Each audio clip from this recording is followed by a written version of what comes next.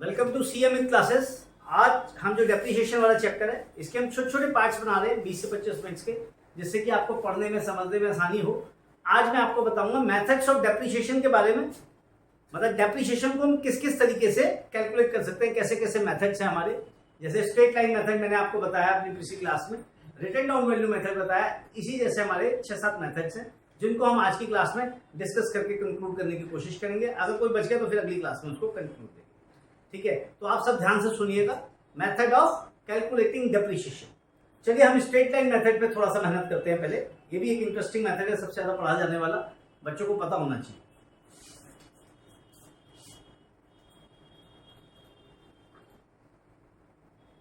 Methods of depreciation.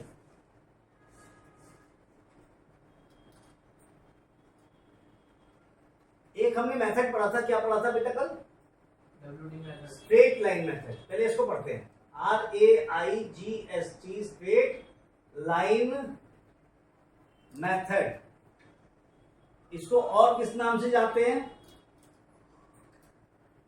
Original cost method.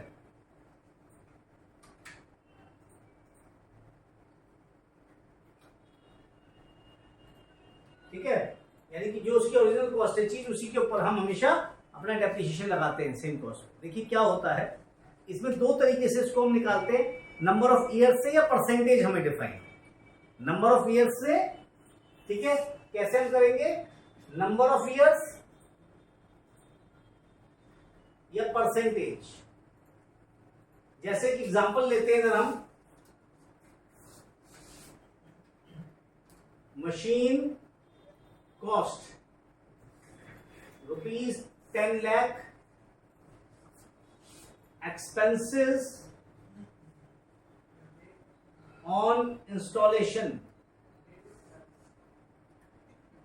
Installation पे खर्चा कितना हुआ उसका। अब इंस्टॉलेशन का मतलब देखो, आप कहोगे मशीन का इंस्टॉलेशन क्या होता है, मैं आपको थोड़ा सा बताता हूं। मशीन का इंस्टॉलेशन क्या होता है आपका, जब आप मशीन के अंदर कहीं भी लगाते हो तो पहले तो हमारी प्रोडक्शन ट्रायल रन्स होती हैं। जैसे मैं छोटा सा एग्जांपल देता हूँ, जनरेटर आपने देखा होगा रखा हुआ, जनरेटर जब चलेगा तो वाइब्रेट करता है ऐसे ऐसे ऐसे ऐसे ऐसे। तो उसकी जो जमीन है उसके ऊपर हम क्या करते हैं, बेस बनाते हैं लोहे का। एक लोहे का बेस बना के जो कॉर्नर्स हैं उसके ऊपर हम रबड़ के या लकड़ी के, सॉफ्ट के, उसके गुटके लगा देते हैं। ठीक है, रबड़ के जनरली लगाते हैं, जिससे कि जब वो वाइब्रेट करे तो वो वाइब्रेशन नीचे ना पहुंचे, रबड़ एब्जॉर्ब कर लो उस वाइब्रेशन। तो रबड़ के गुटके लगा दिए और जब जनरेटर चलेगा तो वो वाइब्रेशन को अब्सॉर्ब करेगा, तो उससे एक तो वाइब्रेशन नहीं होगी, आवाज कम होगी। ठीक है, साइलेंसर लगाएंगे, उसके ऊपर एक कैनोपी टाइप की डाल देते हैं, छत टाइप की। जब छत टाइप की डाल देंगे तो उससे क्या फायदा होगा हमारे को, जनरेटर के ऊपर पानी नहीं पड़ेगा, जनरेटर खराब नहीं होगा। और दो कवर्ड जनरेटर होता है बड़ी बड़ी कंपनीज में, ठीक है, 30-30 kVA का, 40 kVA का, 50 kVA का, ठीक है। तो वो बड़े बड़े जनरेटर्स होते हैं जो चलते हैं, पूरी फैक्ट्रियां चला देते हैं आराम से। तो अब ऐसा मान लीजिए हमने एक जनरेटर लिया, यानी कि मशीन में कहता हूं 10 लाख का आया, तो मैंने कहा एक्सपेंसेस ऑफ इंस्टॉलेशन। तो installation and bringing to current location, bringing to current location, यानी कि जो जगह है जहां पे हमें उसको लगाना है उस जगह पे लाने के लिए जो खर्चे लगे। सपोज करिए बड़ा जनरेटर था, हमने मंगाया तो उसने 20,000 तो क्रेन वाले ने ले लिए, ठीक है बेटा। इंस्टॉलेशन पे सपोज करो उसके 70,000 रुपए लग गए, 80 मान लेते हैं। कैनोपी वगैरह सब बन रही है, कैनोपी कैसे बनेगी, ऐसे हमारी कैनोपी बन जाएगी, ठीक है। यहां हमने सपोज करो एक अपना जनरेटर रख दिया, इसके ऊपर हमारी जो है कैनोपी बनी हुई है, ये उसका वो है, यहाँ अंदर अंदर हमारा पंखा घूम रहा है, जनरेटर चल रहा है, ठीक है। क्लियर हो गई बेटा बात? तो ये जो कैनोपी हमारी बनती है ये इसको कवर करके रखती है, ठीक है। तो जनरेटर की कैनोपी बनी, और ये जो मैं बात कर रहा हूं इंस्टॉलेशन की, ये इसका एक बेस बन गया, ठीक है। यहाँ पे एक रबड़ का गुटका, यहाँ रबड़ का गुटका, यहाँ रबड़ का गुटका, इसके ऊपर जनरेटर हमारा रखा हुआ है। तो ये जो बेस है ये इसकी वाइब्रेशंस को रोकता है, ठीक है। डायग्रामेटिकली भी मैंने आपको समझा दी कि आपको चीज समझ में आए। ये इसकी कैनोपी हो गई, ठीक है। ये लोहे की रॉड्स हो गई जिसपे बेस बना हुआ है और ये बेस पे लगी हुई है। यहाँ पे हमारे रबड़ के गुटके हो गए 4 और ये बेस बन गया, इसके ऊपर हमने जनरेटर। इसके फायदे क्या हुए, हमारी चीज की सेफ्टी सिक्योरिटी बढ़ गई। तो अब बंदा कहता है कि जब आपने जनरेटर खरीदा 10 लाख का, तो इसकी कॉस्ट क्या है? 10 लाख। तो आप अपनी किताबों में क्या लोगे, 10 लाख। मैं कहता हूं नहीं, 80,000 भी तो इसी जनरेटर के लिए खर्च करा है और 20,000 भी इसी जनरेटर के लिए खर्च करा, और तो किसी काम के लिए खर्च नहीं करा। ठीक है, तो मेरे लिए जनरेटर की कॉस्ट कितनी होगी बेटा? 11 लाख। यहाँ किसी को कोई दिक्कत, कोई परेशानी? बुक्स में क्या है, आपको डायग्राम नहीं मिलेगा, समझा नहीं आपने, भाई दिमाग तो लगाना ही पड़ेगा। तो यहाँ आपको ये फायदा है कि मैंने आपको एक एग्जाम के रूप में, एग्जाम्पल के रूप में इसको समझाया। तो टोटल कॉस्ट कितनी हो गई हमारी जनरेटर की? 11 लाख। ठीक, अब सपोज करिए ये जो मशीन है ये मेरी जनरेटर है, ठीक है। अब इसकी भी एक लाइफ है, हम बहुत अच्छा रख रखाव करेंगे, सब कुछ करेंगे, हम मानते हैं 10 साल चलेगी। क्यों? 10 साल बाद हमें बदलने की जरूरत पड़ सकती है। क्यों जरूरत पड़ सकती है? क्या जरूरत के कारण क्या है? क्या जरूरत है? जरूरत के कारण क्या है? कैसा? Wear and tear. आई वो कहानियां 5, अब वो यहाँ पे आएंगी। 5 साल बाद या 10 साल बाद मुझे क्यों जरूरत है जनरेटर बदलने की? Wear and tear. टेक्नोलॉजी पुरानी हो गई, अब नई जनरेटर आते ज्यादा बिजली देते हैं, और उसका मेंटेनेंस जो है, अब उसकी प्रोडक्टिविटी कितनी जा रही है, खराब होता जा रहा है, ज्यादा रिपेयर एंड मेंटेनेंस में ज्यादा लग रहा है खर्चा। गवर्नमेंट ने कह दिया नहीं डीजल की जनरेटर बंद कर दो जी।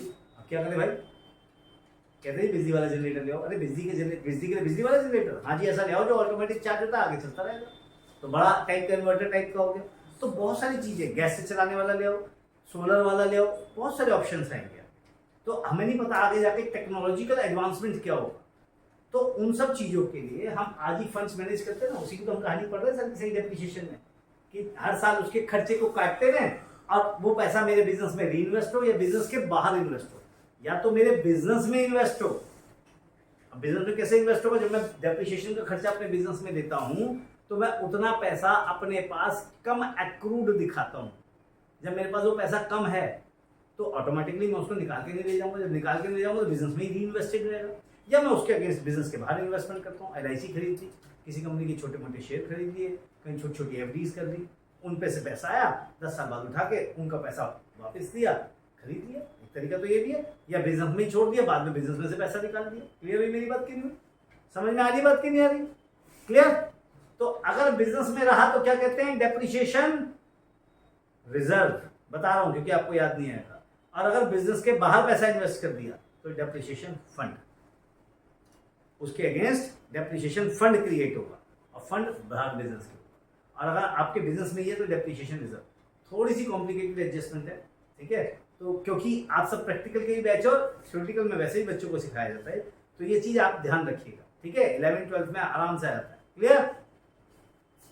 तो हमने क्या करा, मशीन यानी कि जनरेटर लिया 10 लाख का, उस पर खर्चा किया इंस्टॉलेशन का 80,000, उसको करंट लोकेशन में लाने के लिए 20,000 का किराया। तो ये सब खर्चे इस जनरेटर के लिए हुए 11 लाख का जनरेटर। मैं ये कहता हूं 10 साल बाद ये मेरा कितने का बिक सकता है? 2 लाख। ठीक, तो मुझे नुकसान कितने का होगा? हम यहां लिखते हैं स्क्रैप वैल्यू।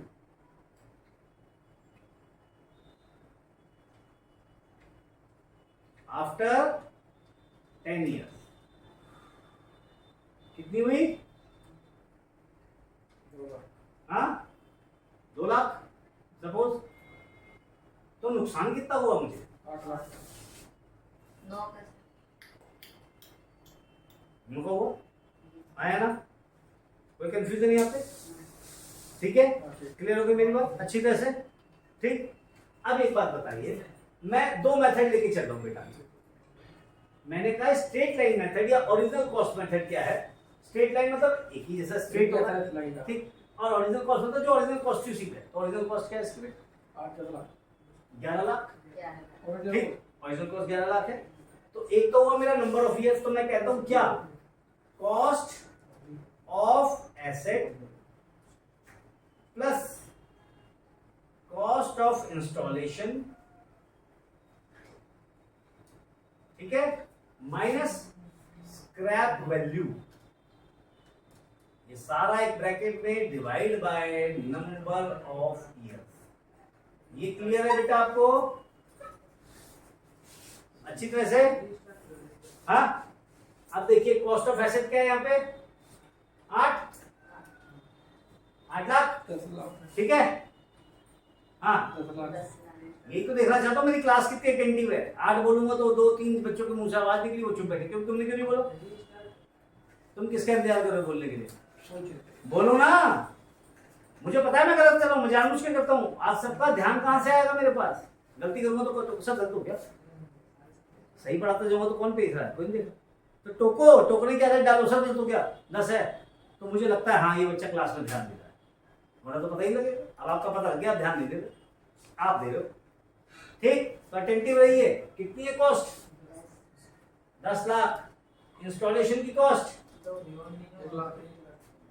हमें किसने बोला 2? इंस्टॉलेशन तो बेटा ये है ना 80 और 20, तो 1 लाख ये, और स्क्रैप वैल्यू ये। ठीक, ये माइनस हो गई। टोटल बचा कितना? 9 लाख। बाय 10, यानी कि 9 बाय 10, यानी कि कितना हो गया? 90,000 पर ईयर। ठीक है बेटा, कोई कंफ्यूजन, कोई दिक्कत? अब सपोज करिए मैं यहां पे परसेंटेज मेथड पे जाना चाहता, तो मैं ये चाहता हूं मैं एक ऐसी परसेंटेज लूं जो 10 साल के अंदर इसकी वैल्यू 2 लाख ले आए। जो 10 साल के अंदर इसकी वैल्यू कितनी ले आए? 2 लाख ले आए। ठीक है, तो क्या करूंगा मैं? 11 लाख। तो कितना बनाना है मेरे को? 2 लाख बचाना है, यानी कि नुकसान कितने का है? 9 लाख का। तो मुझे 9 लाख के नुकसान को खत्म करना है हर साल में, तो 9 लाख डिवाइडेड बाय 10, यानी कि 90,000 हर साल खत्म करना है। यहां भी वही निकला है। ठीक, तो मेरा परसेंटेज क्या होगा? 90,000 डिवाइडेड बाय 11 लाख गुणा 100। 11 × 88 20, 11 × 88 20, 11 × 11 90, 11 × 88 फिर 20, 11 × 11, तो 81811, यानी कि 8.18%। आप कैलकुलेटर्स पे चेक कर सकते हैं। 8.18%, ये लीजिए, चेक करिए। 90,000 बाय 11 लाख %, 8.18%।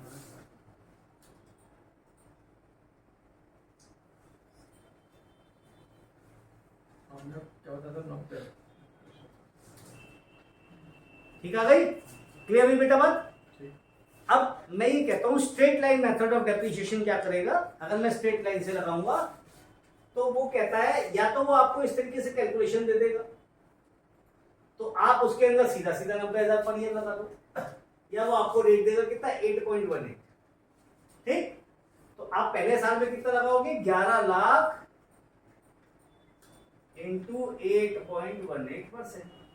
पहले साल अमाउंट आ गया कितना? 11 लाख। दूसरे साल में इंटू 8.18%, अमाउंट क्या आ गया? फिर से वही 90,000। कैलकुलेट करिए ना, 11 लाख का 8.18%।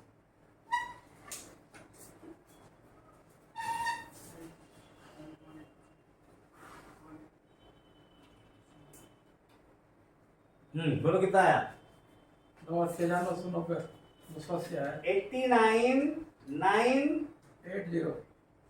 20 रुपए का ही तो अंतर आया क्यों आया था नहीं? बेटा, होता है इसलिए आया कि मैंने अप्रोक्सीमेशन करते थे 8.18 का। हाँ। भाई मैं तो अप्रोक्सीमेशन करके ही चल रहा हूँ, तो भाई 10-20 रुपए का तो अंतर आया, एक्यूरेट तो नहीं निकाल पाऊंगा मैं परसेंटेज में। ठीक है। बात समझ में आई आपको? क्या समझ में आया हमें यहाँ पे? कि डेप्रिसिएशन का जो स्ट्रेट लाइन मेथड है वो हमें एक मेथड सिखाता है इस तरीके से। कोई कंफ्यूजन? तो अगर आप हर साल 8.18% के रेट पे 10 लाख पे डेप्रिसिएशन लगाओगे तो हर साल 90,000 लगाओगे। ठीक, 10 साल चलेगा। 10 साल के अंदर कितना लगा दिया आपने टोटल? 9 लाख। 9 लाख। तो 9 लाख घटने के बाद 11 लाख की वैल्यू कितनी रह गई? 2 लाख। वही तो हमें चाहिए। अब अगर आप मेथड इससे निकाल लोगे, cost of asset, cost of installation, scrap value, तो ये आ गया। ठीक, अब जो प्रैक्टिकल वाले बच्चे हैं वो तो ये समझ गए। अब जो आप थ्योरेटिकल वाले बच्चे हो, जो किताब में पढ़ते हो, ठीक है, तो वहां पे आपके पास एग्जामिनर या तो आपको ऐसे कैलकुलेट करने के लिए देगा, या आपको सीधा परसेंटेज देगा। परसेंटेज 8.18 कोई नहीं देता, जनरली बड़े आसान देते हैं आप सबको। 10% दे दिया, 15% दे दिया, 20% दे दिया। चलो सीए वाले एग्जाम्स में थोड़ा कॉम्प्लिकेटेड दे देता है, 7.5% दे दिया या 12% दे दिया, ठीक है, लेकिन इतना ज्यादा कॉम्प्लिकेटेड परसेंटेज नहीं देते। तो मैंने एग्जाम्पल के रूप में आपको समझाया कि हमने एक ब्लैंक एग्जाम्पल लिया तो उसके अंदर हमारा क्या निकल के आया। यहां तक किसी को कोई कंफ्यूजन इसके अंदर, कोई परेशानी? डेप्रिसिएशन धीरे धीरे दिमाग में घुस रहा है, समझ में आ रहा है।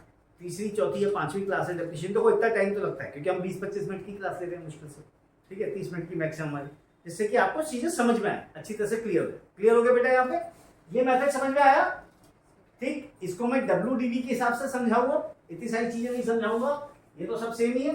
अगर हम WDV में करते तो हम क्या करते, जनरल एंट्रीज नहीं सिखा रहा, लेजर नहीं सिखा रहा, ठीक है, मैं आज सिर्फ आपको मेथड ऑफ डेप्रिसिएशन को सिखा रहा हूं। क्लियर हो गया बेटा मेरी बात?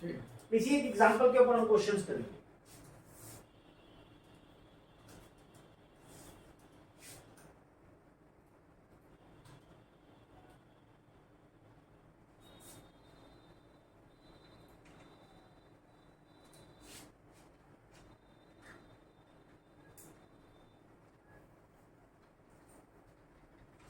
क्या नाम है उस मेथड का?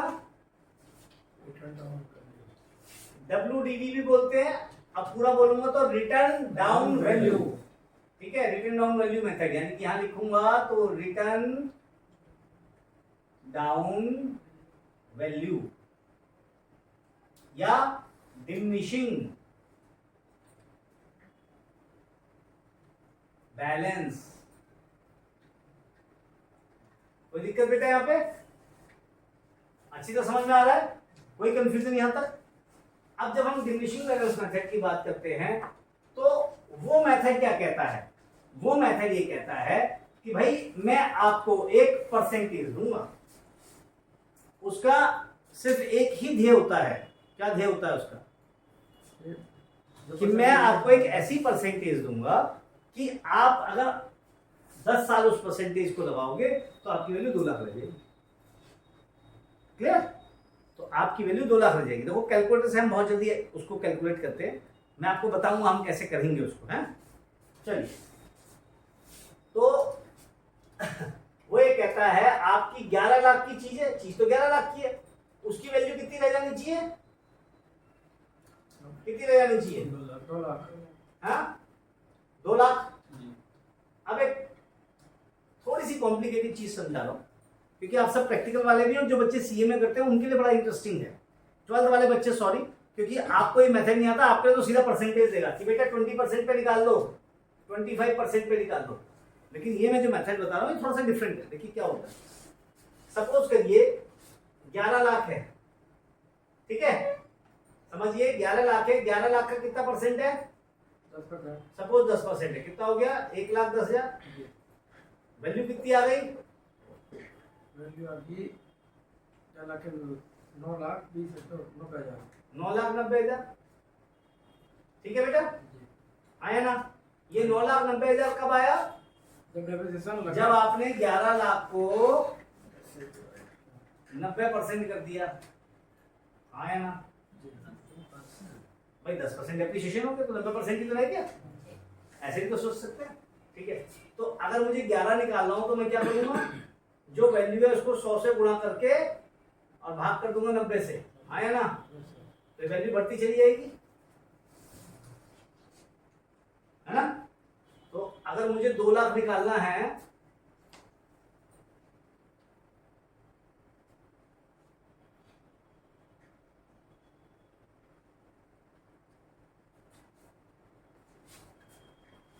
मुश्किल चीज सिखा रहा हूं, लाओ। तो कैलकुलेटर पे ही होगा, वैसे तो होगा ही नहीं जी।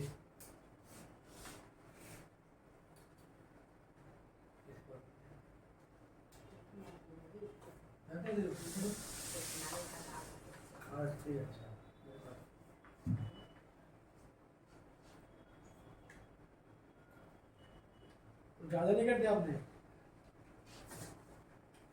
इसकी बार आपने 10 बार करा दिया। देखिए अगर 2 लाख की चीज हमें बचानी है और 10% का रेट है और हमें क्या चाहिए? वैल्यू चाहिए तो हमारी आती है 573,594, 10%। तो इसका रेट 10% से क्या होगा, ज्यादा होगा। ठीक है, मुश्किल है, छोड़ देते हैं। चलो इसके लिए भाई ये तो एकेडमिक से ऊपर निकल गई, छोड़ देते हैं। सिंपल मेथड सिखा ठीक है, थोड़ा सा मुश्किल सिखाने लगता हूँ सबकी हालत खराब हो जाती है। मैथमेटिक्स थोड़ा सा मुझे ज्यादा पसंद है, सबके ऊपर से गया, थोड़ा थोड़ा सा आया। चलो छोड़ो। डिमिनिशिंग बैलेंस मेथड में आपको एक रेट देगा वो, ठीक है। सपोज उसने आपको 25% दी, ठीक है, तो हर साल आपको इसका 25% कैलकुलेट करना, ठीक, कोई मुश्किल तो नहीं। तो फर्स्ट ईयर का कितना हो गया बेटा, 11 लाख का 25% कितना आया बेटा, बताओ। ये तो पता है, ऐसे तो कोई दिक्कत नहीं, तो सिंपल है। हाँ 2,75,000। आप समझते हो फिर सीएस को कितना दिमाग लगाना पड़ता है, या हम जब पढ़ते थे हमें कितना दिमाग लगाना पड़ता है। मैंने थोड़ा सा आपको हिंट देके समझाने की कोशिश की, आप सबकी हालत खराब हो गई। तो जो सीए कर रहे बच्चे अगर मेरी वीडियो देखते हो तो ये ध्यान रखिएगा कि थोड़ा सा मुश्किल होता है, कॉम्प्लिकेटेड। क्या है बेटा, 2,75,000 पूरा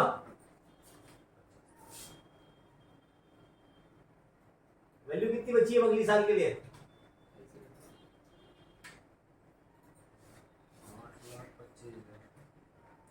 8,25,000 ठीक है। इसमें 25% निकालो, 2,06,250 2,06,250 6,250 वैल्यू कितनी बची,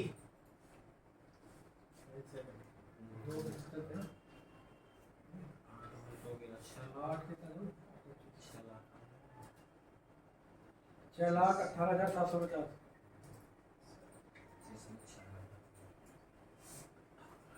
सर जी, 6,18,750 इसमें निकालिए 25%,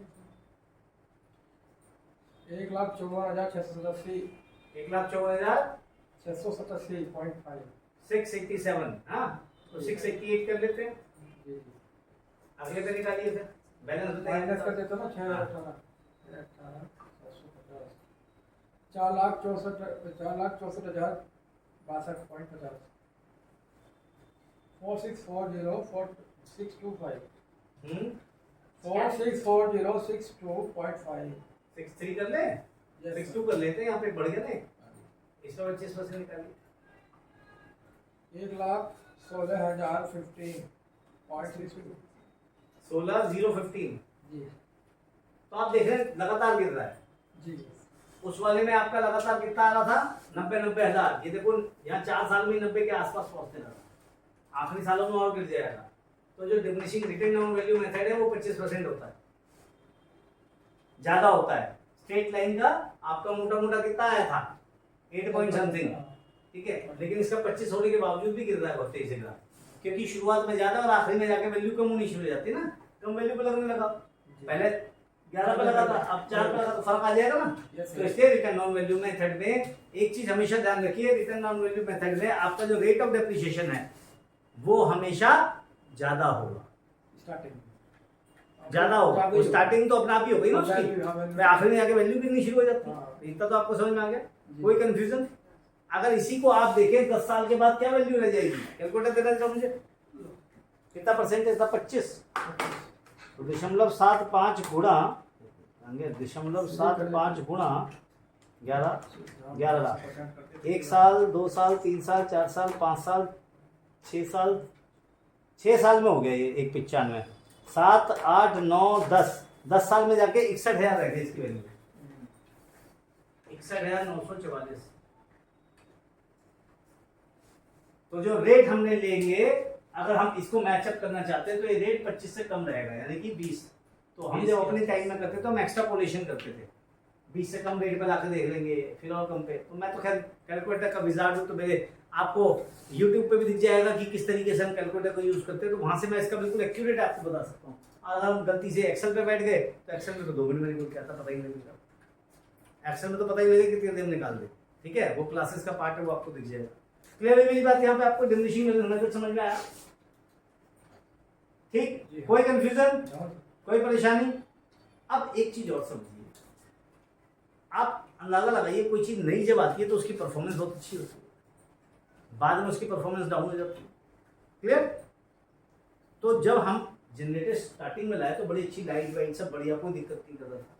तो टेक्निकली हमने प्रोडक्शन वगैरह उससे उस समय ज़्यादा करी होगी, काम उसका ज़्यादा करा होगा। तो क्या आपको लगता है कि स्ट्रेट लाइन मेथड से बेटर WDV मेथड है? क्योंकि WDV मेथड में डेप्रिसिएशन शुरुआत में ज़्यादा होती है, बाद में कम होती है। जैसे जैसे लाइफ गिर जाएगी, बुढ़ा हो जाएगा, उससे कम चार्ज करो ना। बात समझ में आई कि नहीं? बस शुरुआत में जब वो मजबूत है, ताकत है उसके अंदर, बिल्कुल नया है, तो हमने ज़्यादा परसेंटेज चार्ज करिए अपनी बिजनेस में। अगर आप WDV पे जा रहे हो तो आप अपने बिजनेस में क्या करोगे? पहले खर्चा ज़्यादा चार्ज करोगे, हाँ या ना भाई? डेप्रिसिएशन इतना इतना इतना इतना, और अगर ये स्ट्रेट लाइन में होता तो डेप्रिसिएशन कितना होता? सेम ज़्यादा होता। सेम ही होता। तो क्या आपको लगता है कि 10 साल तक उसकी परफॉर्मेंस सेम रहेगी? गिरेगी ना। तो जब गिरेगी तो इसी हिसाब से हम भी इसको क्या करते हैं, शुरू में ज़्यादा और बाद में कम कर देते हैं। क्लियर हो गया बेटा मेरी बात? हाँ या ना? ये समझ में आई बात की नहीं है अच्छी तरह से? ठीक, नेक्स्ट मेथड हम लेते हैं इसके अंदर, सम ऑफ ईयर डिजिट मेथड। बड़ा इंटरेस्टिंग मेथड है।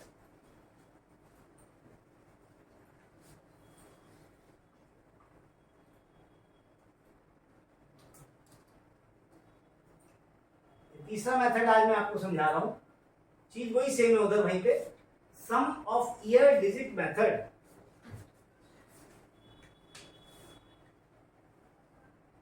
सम ऑफ ईयर डिजिट मेथड। ठीक है बेटा? अब ये क्या करता है, ये कहता है कितने साल चलेगी ये चीज हमारी? कितने साल चलेगी? 10 साल। ठीक, उल्टा लेके चलते, 10, 9, 8, 7, 6, 5, 4, 3, 2, 1। ठीक, 1, 2, 3, 4, 10 साल हो गए पूरे। टोटल करिए कितना आएगा? 2, 3, 6, 10, 15, 21, 28, 36, 45, 55। ठीक है, कितना हो गया टोटल? 55। कोई कंफ्यूजन? कोई कंफ्यूजन? ठीक, वैल्यू क्या है एसेट की? ये बिल्कुल आपके पहले वाले मेथड की तरह चलता है। 11 लाख। क्या था हमारा उसकी वैल्यू उस समय? 11 लाख। 11 माइनस 2 भी तो थी, बाय 55। कितना आया?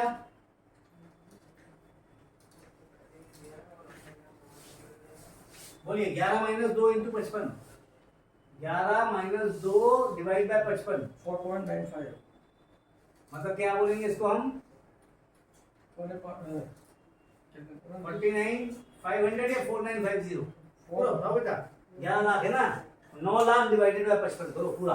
अरे 9 लाख डिवाइडेड बाय 55, 9 लाख का डिवाइड बाय 55। 16,600। अभी तो तुम कुछ और बता रहे थे। आपने 100 रुपये लिख दिया था, हमने 100 रुपये बता दिया। 9 का 16,364, राइट? 9 का करा था हमने, 9 लाख कर दिया। 16,364 क्या आया बेटा यहाँ पे? 16,364।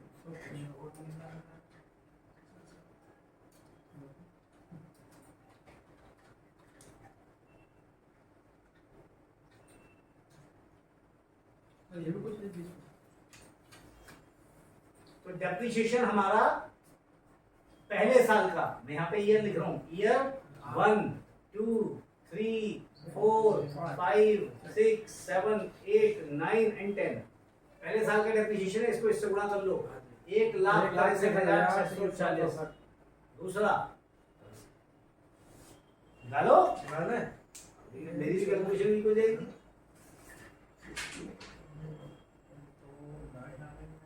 1,47,270।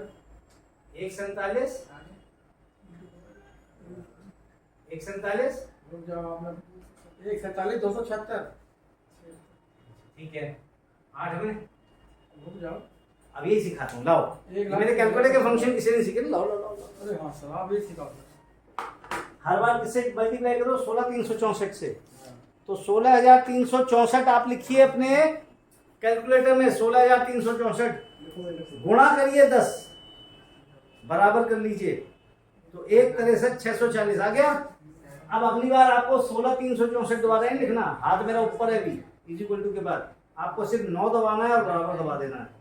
1,47,276। अगली बार 8 दबाना है, बराबर दबा देना है, 31,912। ये सब शॉर्टकट्स आपको कैलकुलेटर के फंक्शन में मिलेंगे। दोबारा बता दो सर। आप 7 दबा दीजिए, बराबर कर दीजिए, 1,14,548। ठीक, दोबारा सिखाता हूं। जो बच्चे कैलकुलेटर के फंक्शन सीखना चाहते हैं, ये इसको यहां पे भी आप देख सकते हैं। देखिए, ध्यान से देखिएगा, कैलकुलेटर के फंक्शंस पे आप कैसे देखेंगे इसको। आपने सीधा सीधा क्या लिखा, 16,364, 1,6,3,6,4 इंटू, सिर्फ एक बार दबाया, 10 इज इक्वल टू, आंसर आ गया। अगर आप ध्यान से देखेंगे 16, मतलब कि 1,63,640। ठीक है, क्लियर है बेटा, अच्छी तरह से बात। उसके बाद आपको इज इक्वल टू कुछ नहीं दबाना, सीधा 9 दबाइए, इज इक्वल टू दबा दीजिए, आप कैसे अगली डिजिट आ गई। फिर 8 दबाइए, इज इक्वल टू दबा दीजिए, फिर 7 दबाइए, इज इक्वल टू दबा दीजिए, फिर 6 दबाइए, इज इक्वल टू दबा दीजिए। 3-4 बार दब गया, गलती हो गई, कोई बात नहीं, कोई टेंशन नहीं। फिर 5 दबाइए, इज इक्वल टू दबा दीजिए, क्योंकि आपका वो उसमें सेव है। क्या, कितना, 16,364 उसके अंदर सेव हो गया। ठीक है बेटा, क्लियर हो गई। तो कैलकुलेटर के फंक्शंस भी आप सीख सकते हो इसके अंदर, तो बार बार मुझे दबाने की जरूरत नहीं पड़ेगी। ठीक है जी सर। टोटल है 55, तो 55 दबाइए, इज इक्वल टू कर दीजिए 16,364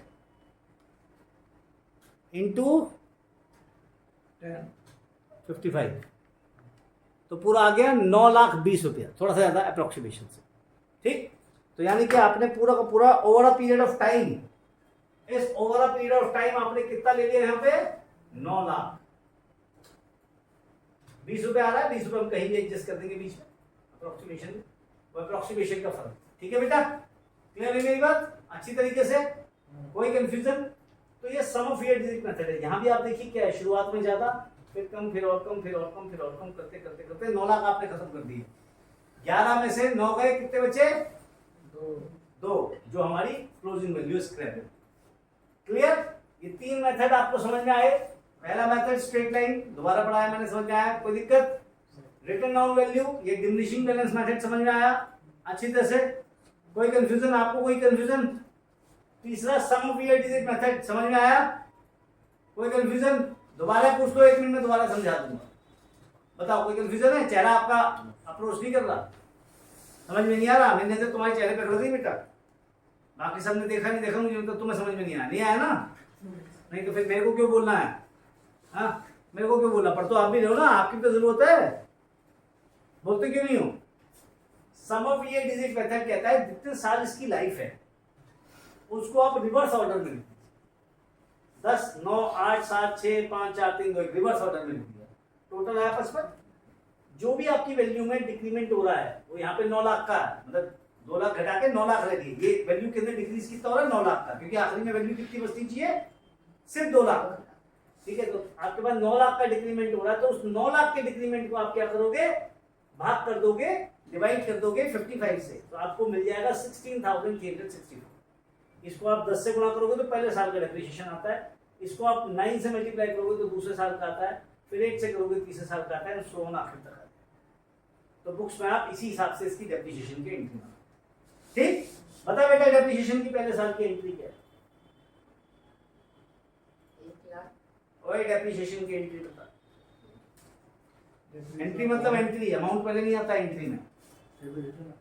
हाँ क्यों, तुझे यार उसकी हेल्प करने आते हैं, बोल रहे थे अपना, बोल।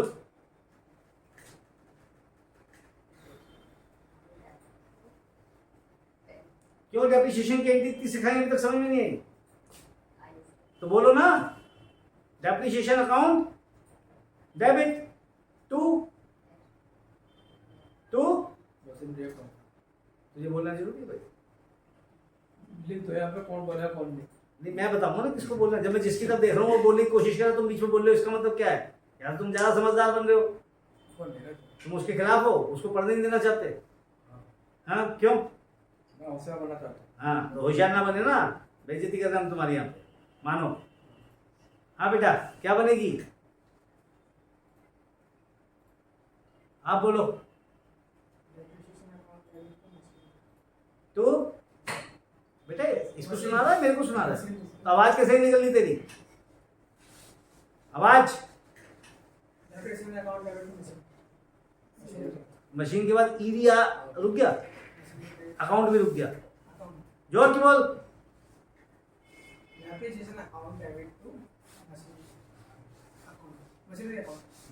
गले में अटक गया सब कुछ, तुम बोलो। Depreciation account debit to machinery account. बोलना। Depreciation account to machinery. यही प्रॉब्लम है, डेप्रिसिएशन 2 हो गया ना। तो जब तक आप प्रैक्टिस नहीं करोगे तो ये बीच में 2 ही निकलेंगे। Depreciation account debit to machinery account, वो बाद में आता है, और 2 के बाद पॉज नहीं होता जैसे मैंने कहा।